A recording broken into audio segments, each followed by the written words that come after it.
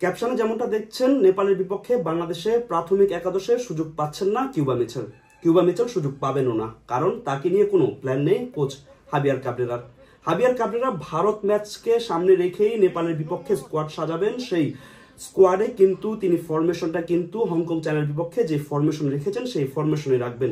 সেই ক্ষেত্রে আমরা ফরমেশনটা যদি একটু আলোচনা করি, সেখানে 3-4-2-1 ফরমেশনে হাবিয়ার কাবরেরা মাঠে নামবেন। সেখানে 3 জন ডিফেন্ডার, 4 জন মিডফিল্ড, 2 জন অ্যাটাকিং মিড এবং 1 জন স্ট্রাইকার। যদি আমরা ডিফেন্সের কথা বলি, সেখানে 3 জন থাকবেন। মূল ডিফেন্সটা সামলাবেন তপু বর্মন, তার দুপাশে তাকে সাপোর্ট দিবেন তারিক কাজী এবং কি তপু জুনিয়র। হংকং চায়নার বিপক্ষে ফুলব্যাক হিসাবে খেলেছেন জায়ান আহমেদ, তাকে কিন্তু একই পজিশনে নেপালের বিপক্ষে দেখা যেতে পারে। সাদউদ্দিন রাইট ফুলব্যাক হিসাবে খেলবেন এবং লেফট ফুলব্যাক হিসাবে কিন্তু জায়ান আহমেদ খেলবেন। সেই ক্ষেত্রে সমিত সোমের খেলাটা কিন্তু একেবারেই অনিশ্চিত বলা যায় না, কারণ সমিতের গতকাল যেই চনমনে উদ্যম নিয়ে কিন্তু অনুশীলন করছেন, সেখানে সমিত সোম শুরুর একাদশে থাকতে পারেন। জামাল ভুঁইয়াও কিন্তু শুরুর একাদশে থাকতে পারেন, কারণ জামাল ভুঁইয়াকে নিয়ে কোচের একটা প্ল্যান আছে ভারত ম্যাচ ঘিরে। সেই ক্ষেত্রে জামাল ভুঁইয়া শুরুর একাদশে থাকতে পারেন।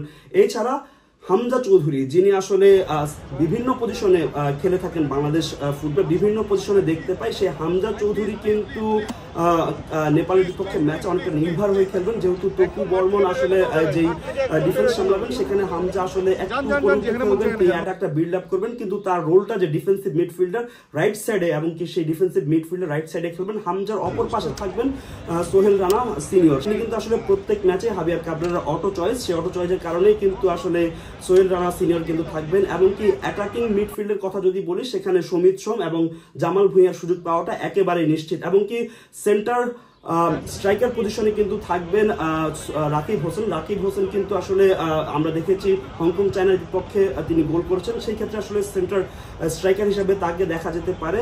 সেই ক্ষেত্রে আসলে নেপালের বিপক্ষে বাংলাদেশ চাইবে যত বেশি আসলে গোল করা যায়। আসলে স্ট্রাইকাররা গোল খরায় ভুগছেন, সেই গোল খরাটা আসলে কিন্তু নেপালের বিপক্ষে কাটাতে চাইবেন হাবিয়ার কাবরেরা। সেই ক্ষেত্রে আক্রমণাত্মক খেলাটাই খেলবেন, এবং কি বাংলাদেশের ফরমেশনটা কিন্তু যেটা আগেই বলেছি 3-4-2-1 হবে।